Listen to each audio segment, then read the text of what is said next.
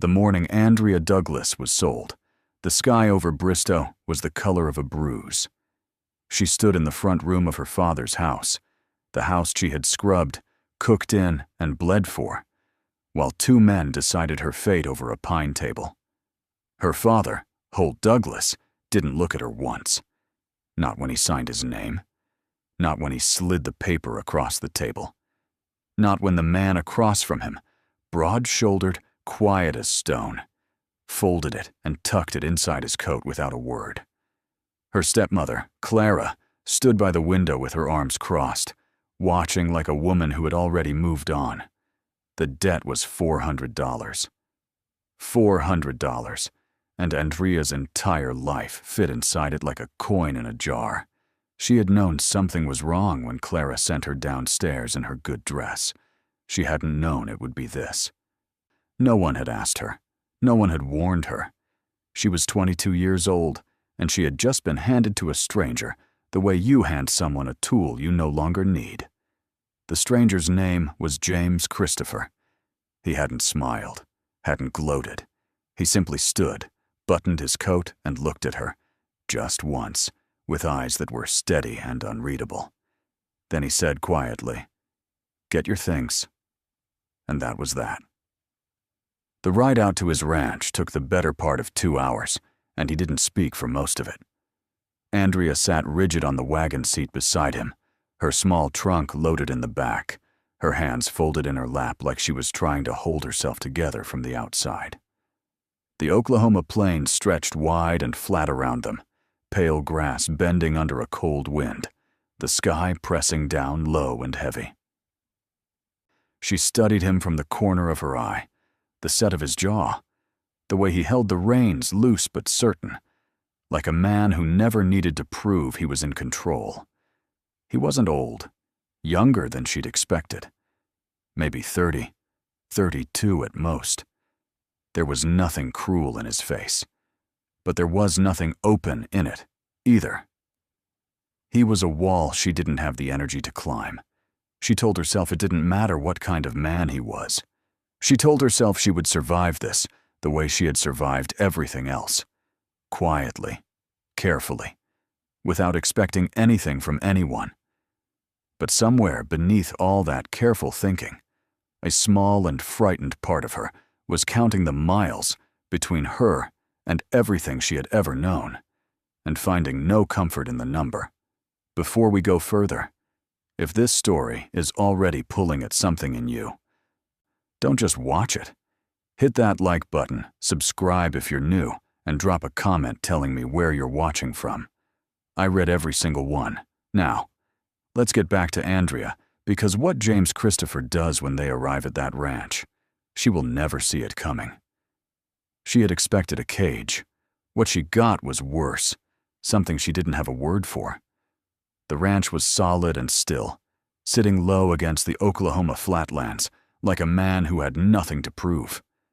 Timber and stone, a covered porch, 2 horses in the paddock breathing slow in the cold morning air.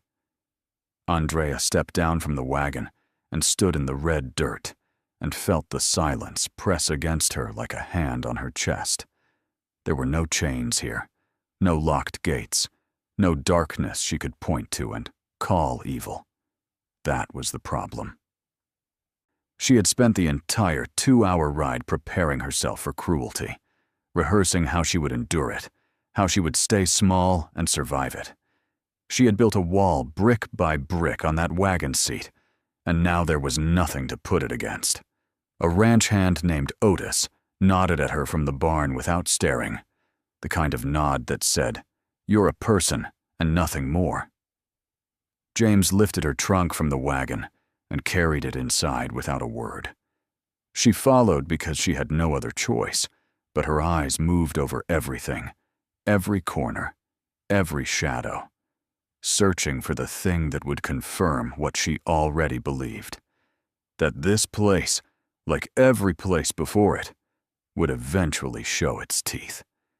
He showed her the room at the end of the hall, small, clean, a window facing east, a wool blanket at the foot of the bed, a wash basin on the stand, Ordinary. Almost. Too ordinary. Then she saw the book on the nightstand, and her feet stopped moving. She didn't know why at first. She crossed the room slowly and picked it up, turned it over in her hands. The cover was worn at the corners, the spine cracked like it had been held many times. And then it hit her. A feeling more than a memory, vague and disorienting, like hearing a song you can't place but somehow already know. She had mentioned this book once, years ago, to someone she couldn't fully remember, in a conversation that had dissolved the way most ordinary moments do. She stood very still. How is this here? Not a question she asked out loud. A cold, quiet thing that moved through her and settled at the base of her spine. She set it down carefully. Like it might mean something she wasn't ready for. That was when James appeared in the doorway and set a small iron key on the wash basin without ceremony. "Lock's on your door," he said. "Koo's yours. Nobody comes in without your word." He was gone before she could speak. Andrea stood alone in that room, the key on the basin, the book on the nightstand, and a feeling she could not shake, that this man knew something about her that she had never told him. She didn't sleep well. She hadn't expected to. The wind came in hard off the plains that night, rattling the window glass and pressing against the walls of the house like something trying to get in. Andrea lay on her back in the dark, the wool blanket pulled to her chin, listening.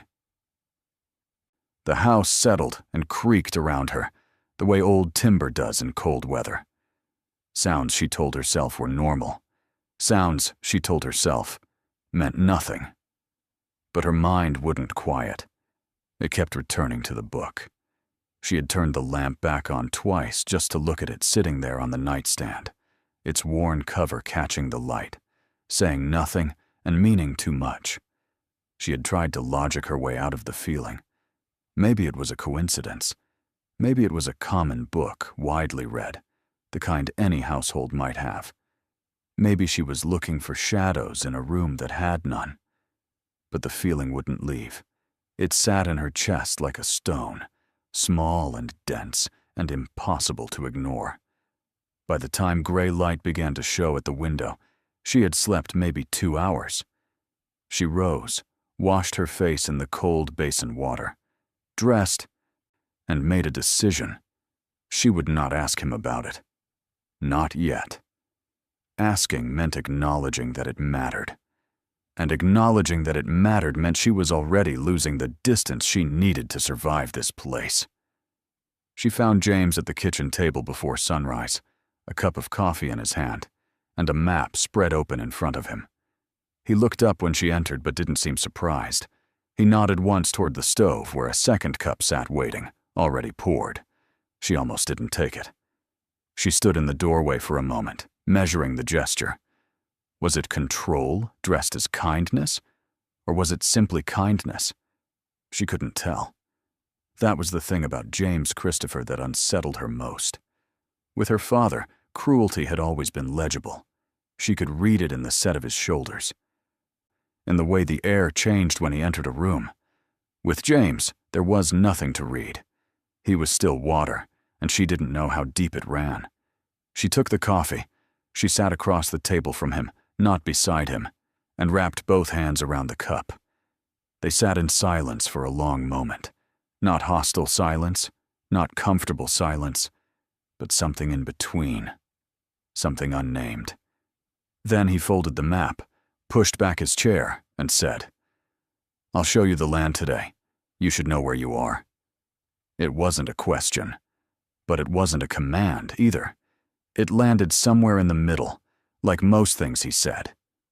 She nodded once, and outside, the cold Oklahoma morning waited.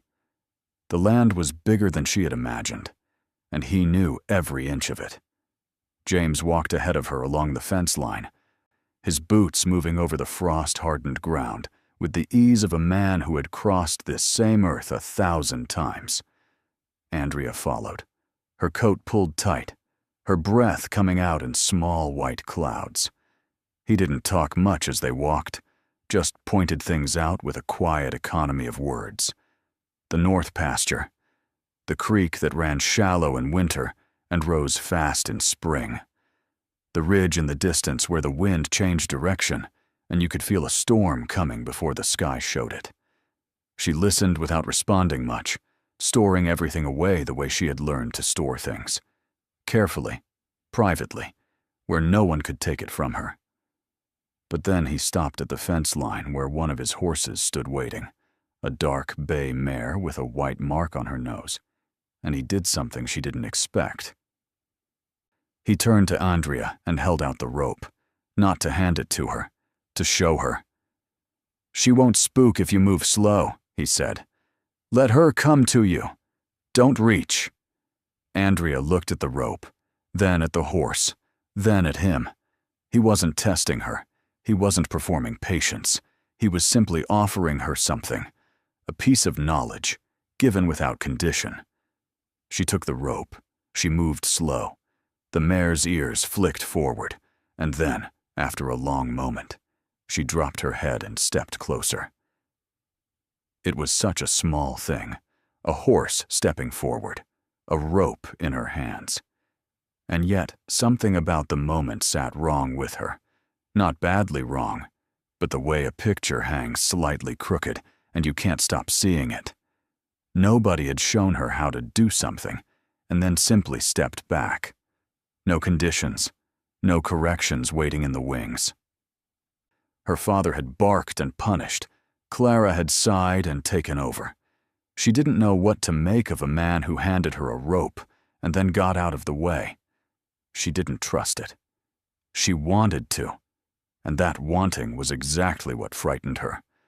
The mare breathed warm against her palm, and Andrea kept her eyes on the animal, because looking at James felt like too much right now. She was already carrying the book, already carrying the coffee poured before she'd asked, already carrying the key on the basin, and the way he'd said, "Nobody comes in without your word," like it was the most ordinary thing in the world to say to a woman who had just been sold. Each thing on its own meant nothing. She knew that. She told herself that. But they were adding up in a way she couldn't stop, and she didn't know yet what they were adding up to. She handed the rope back without a word. He took it without pushing for one, and they walked back to the house in silence, the cold wind at their backs, the question she wasn't ready to ask, sitting quietly between them like a third person neither of them had introduced. The letter arrived on a Thursday. Andrea knew it was trouble before James even opened it. She was in the kitchen when Otis brought it in from town, his weathered face arranged in the careful blankness of a man delivering something he didn't want to deliver. James took it at the door, read it standing up, and said nothing. But his jaw tightened, just once, just slightly, and Andrea had learned enough about still water to know that a ripple meant something moving underneath. She didn't ask. She went back to the pot she was stirring and kept her eyes down and waited, the way she had always waited, the way women in her position learned to wait, not with patience, but with a held breath that never fully released. It wasn't until supper that he told her. He set the letter on the table between them and let her read it herself. The handwriting was sharp and slanted, each word pressed hard into the paper, like the person writing it wanted to leave a mark. It was from Judith, her stepsister. Andrea read it twice, slowly, her face giving nothing away. Judith was coming to Bristow. She wanted to discuss the terms of the original debt agreement. Certain clauses, she wrote, that may not have been honored in full. It was the language of someone who had spent time constructing a trap and was now inviting you to walk into it. Andrea set the letter down. Across the table, James watched her with those steady, unreadable eyes. "She's not coming to talk," Andrea said quietly. It was the most certain she had sounded since she arrived. James looked at her for a long moment. "No," he agreed. "She's not." The days that followed had a different quality to them. a tightness in the air, like the stillness before a storm rolls in off the plains. Andrea found herself moving through the ranch with a new awareness, watching the road from the east window in the mornings, listening for the sound of a wagon she didn't want to hear. She had known Judith her whole life and had never once made the mistake of underestimating her. Judith was her father's favorite, had always been, would always be, and she had grown into a woman who wore that favoritism like a blade kept just out of sight. She smiled wide and spoke soft, and maneuvered around people the way water moves around rock, finding every crack, applying pressure until something gave. Andrea had spent years giving. She had learned to give before Judith even asked, just to avoid the cost of resistance. But this was different. This wasn't her father's house, and for reasons she hadn't fully examined yet, she found herself not wanting to give an inch of this place to anyone who came looking to take it. That surprised her. She stood at the east window on the third morning and watched the empty road, and felt something she hadn't felt in longer than she could remember. Not hope, exactly. Something quieter than that. Something that felt like it might be worth protecting. Judith Douglas arrived on a Friday afternoon, and she arrived like she always did, like she was doing someone a favor just by showing up. The wagon came up the road from town with the kind of unhurried confidence that belonged to people who had never once been told no and believed they never would be. Andrea saw it from the east window and felt her stomach drop the way it always did when Judith appeared. That old, familiar tightening, the instinct to make herself smaller, to preemptively give ground before the first word was even spoken. She didn't move from the window until the wagon stopped. Judith stepped down in a green dress that was too fine for Bristow and too calculated to be accidental, her dark hair pinned perfectly, her smile already in place before she'd even looked up at the house. She had brought no lawyer today, just herself and a carpet bag, and that smile, which Andrea knew better than to trust. James appeared in the doorway behind her. Andrea turned and found him already watching the wagon, his coffee cup still in his hand, his face arranged in that familiar stillness. "She's here," Andrea said. It was unnecessary.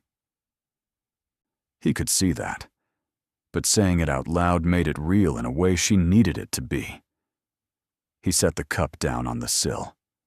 "Let her come," he said quietly, and he went to open the door. Judith sat across from them in the main room and laid her case out like a woman who had rehearsed it many times and enjoyed the rehearsal. The original agreement, she said, had contained conditions, specific expectations regarding Andrea's domestic role at the ranch and her availability to return to the family, should those conditions go unmet. She produced a folded paper from her carpet bag and set it on the table between them with the practiced calm of someone placing a winning card. James picked it up, read it without expression, set it back down. "This isn't what was signed," he said. Judith's smile didn't waver. She said there may have been oversights on both sides, that she was simply here to ensure fairness for everyone involved. Andrea sat very still and said nothing because she recognized what was happening. This wasn't a legal dispute. This was Judith doing what Judith had always done, finding the crack in the wall and pressing until something gave. But James didn't give. He folded the paper and slid it back across the table and told Judith, in the same quiet voice he used for everything, that Andrea was not returning anywhere, that the agreement was sound, and that this conversation was finished. Judith's smile finally faltered, just slightly, just at the edges. She rose, collected her carpet bag, and looked at Andrea for the first time directly. "He hasn't told you why he really wanted you, has he?" she said softly. It wasn't a question. She left before Andrea could answer. The door closed behind her, and the silence that followed was the loudest thing Andrea had heard in weeks. Judith's words didn't scream. They whispered, and whispers were harder to silence.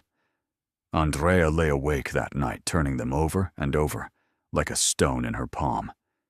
He hasn't told you why he really wanted you. She had dismissed it in the moment, told herself it was Judith, doing what Judith always did, poisoning wells on her way out the door. But the night had a way of giving small things room to grow, and by the time the wind picked up outside and the lamp threw long shadows across the ceiling, the doubt had already taken root. She thought about the book, the coffee, the key, the way he stepped back when she held the rope, like he already knew what she needed before she did. She had been telling herself those things were kindness, but what if they were something else? What if they were the careful, patient moves of a man who had decided what he wanted and was simply willing to wait for it? She had been sold once already by people who smiled and said it was for her own good. She knew how that story went. She knew how men framed their wanting in the language of protection, how they built you a comfortable room and called it care, and never once mentioned the walls.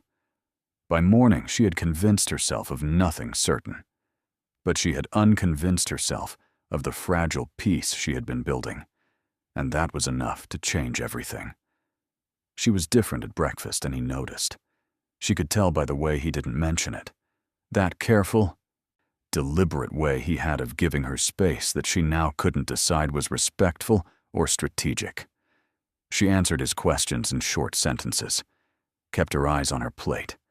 When he asked if she wanted to check on the mare after eating, she said no, quietly, and he nodded and let it go. The morning passed with a cold distance between them that hadn't been there the day before. Then, just before noon, a section of the north fence came down in a wind gust.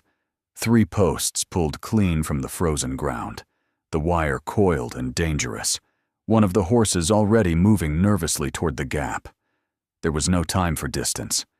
James was already moving, and Andrea followed without thinking, because that was what the situation demanded, not because she had decided anything. They worked side by side in the biting cold for the better part of an hour, resetting posts, pulling wire, their hands raw and their breath ragged. He didn't try to talk, didn't try to use the moment. He just worked, steady and sure, and when the last post was set, he handed her a strip of cloth to wrap her cold, burned hand without making a production of it. She took it. Their eyes met briefly over the wire. She looked away first. Nothing was resolved. Nothing was said. But something in the tight machinery of her doubt had shifted, just slightly, just enough, and she hated that it had. He told her on a quiet Sunday evening, when the light outside had gone gold and the ranch had settled into its end-of-day stillness. She was sitting on the porch with the book in her lap, not reading it, just holding it. The way she had taken to doing when her thoughts got too loud for the inside of the house. She had picked it up without thinking, the way you reach for something familiar, and then caught herself doing it, and almost put it back. But she didn't. She sat with it in the cooling air and watched the last of the sun pull itself below the ridge, and tried to sort through everything she was carrying. She heard the door behind her, and then James was there, lowering himself into the chair beside her, with the slow deliberateness of a man who had something to say and had decided the time had come. He didn't look at her right away. He looked at the ridge the way he always did, like the land was something he was in conversation with. The silence stretched between them, but it wasn't uncomfortable. It was the silence of something about to happen. Then he said, without preamble, without softening it, "I knew you before you came here." Andrea went very still. The book sat heavy in her hands. She didn't speak. He continued, his voice low and even, like a man reading from something he had memorized, not because he'd practiced it, but because he'd lived with it so long it had become part of him.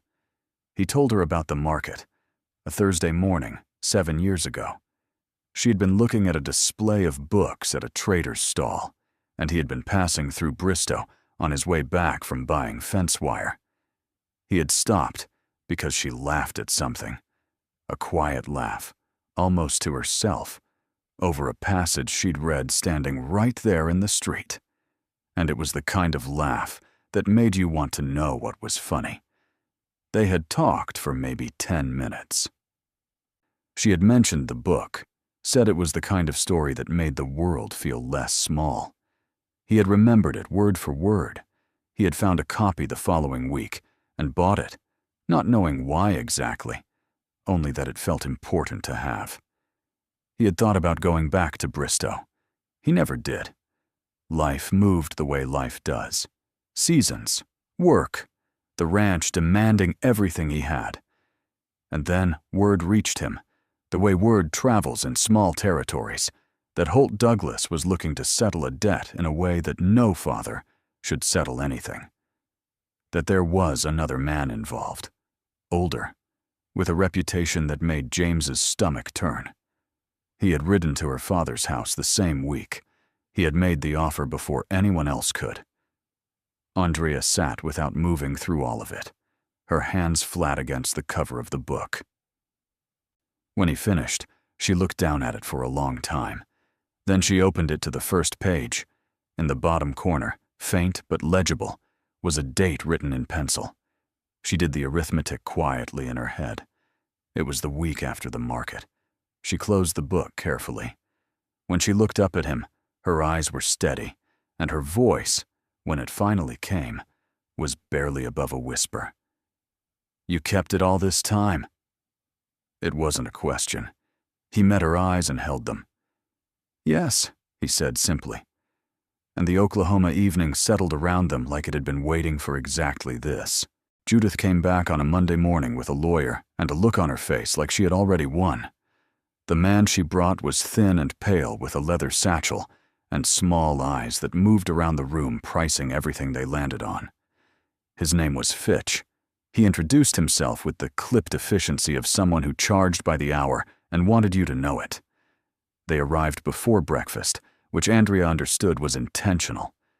Judith had always believed in catching people before they were fully assembled. James met them at the door with the same stillness he brought to everything, and led them into the main room without a word, and Andrea stood at the kitchen doorway and watched and felt the familiar cold tightening in her chest. That old reflex, that old preparation for loss. Fitch opened his satchel and produced a document several pages thick and laid it on the table with the reverence of a man presenting something sacred. The claim, he explained in his clipped voice, was procedural. Certain requirements under Oklahoma territorial law regarding debt settlements involving transfer of custodial responsibility had not been properly witnessed or recorded. The original agreement, he said, may be considered void, which would mean Andrea's presence at the ranch was without legal foundation, which would mean she would need to return to her family while the matter was reviewed. He said all of this pleasantly, like he was discussing the weather. Judith sat beside him with her hands folded and her smile in place and her eyes on Andrea the entire time, watching for the crack. It didn't come. James reached into the inside pocket of his coat and produced a folded envelope which he set on the table beside Fitch's document without ceremony. Inside was a letter from a territorial court officer in Guthrie, dated 3 weeks prior, confirming the legal validity of the debt settlement, witnessed and recorded in full accordance with Oklahoma territorial statute. He had anticipated this. He had ridden to Guthrie quietly, without telling her, and he had made sure every document was ironclad before Judith ever stepped foot on his land. Fitch picked up the letter, read it twice, and had no answer for it. The room went very quiet. And then Andrea stepped forward from the kitchen doorway, fully into the room, fully into the moment, and she looked at Judith directly for the first time without flinching. She spoke clearly and without raising her voice. She said that she wasn't a clause in a document or a debt to be renegotiated.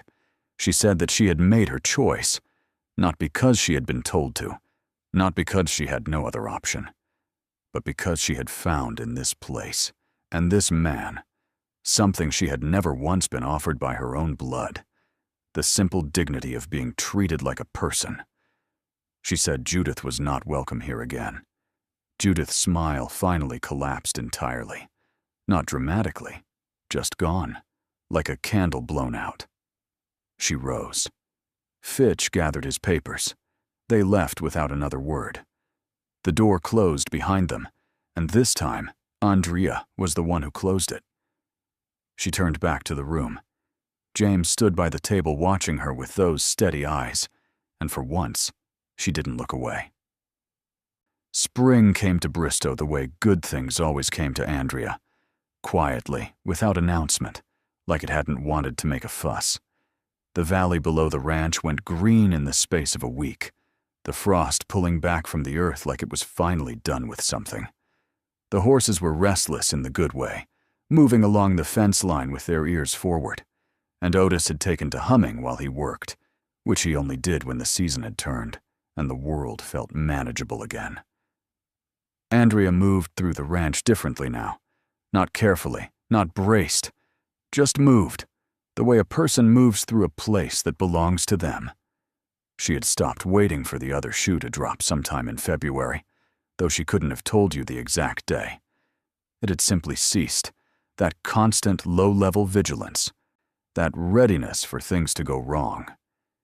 In its place was something she had no practiced name for, not happiness exactly. Something quieter and more durable than happiness, something that felt like it could hold weight. She thought about her father sometimes, not with longing, but with a kind of clear-eyed sadness for the version of herself that had stood in his front room in her good dress while he signed her away. That woman felt very far from the one standing at the east window, watching the valley go green in the April light. She was glad for the distance. She intended to keep it. She found James at the fence line that evening, the last of the sun pulling long shadows across the grass, his hands easy at his sides, the way they were when he wasn't working and had simply come outside to be in the air. She walked out to him without rehearsing anything. She had learned that rehearsing things around James was unnecessary because he never needed her to be prepared. He heard her coming and turned, and she stopped a few feet from him and looked at him in the evening light. This quiet, rugged, deliberate man who had found a book for her 7 years ago and said nothing, who had gotten to her father's door before someone worse could, who had put a lock on her door and handed her a key and never once made her feel like a transaction. She looked at him for a long moment. Then she said, simply and without ceremony, "I think you should marry me, James Christopher." He looked at her. Something moved through his expression, not surprise exactly, but something close to it, something that opened his face in a way she hadn't seen before. Then the corner of his mouth shifted, just slightly, and he said, "I was going to ask you." She shook her head once. "I know," she said. "I wanted to ask first." He looked at her for another long moment, those steady eyes holding hers in the fading Oklahoma light, and then he nodded, slowly, like a man receiving something he had long stopped believing he deserved. "All right then," he said quietly. Behind them, the valley held its breath. Around them, the spring evening settled soft and golden over everything, and Andrea Douglas stood in the middle of it, chosen, choosing, finally and completely her own. And that is the story of Andrea Douglas and James Christopher. Two people brought together by the worst of circumstances and held together by the best of who they were. Andrea came to that ranch with nothing but her name and her dignity, and she left that transaction with something far greater, a man who had chosen her quietly, consistently, and completely, long before she ever knew she was being chosen. James never asked for recognition. He asked for nothing at all. He simply made sure she was safe. And then he waited. And then he loved her in the only way he knew how. Steadily, without performance, for the rest of his life. If this story moved you, you already know why.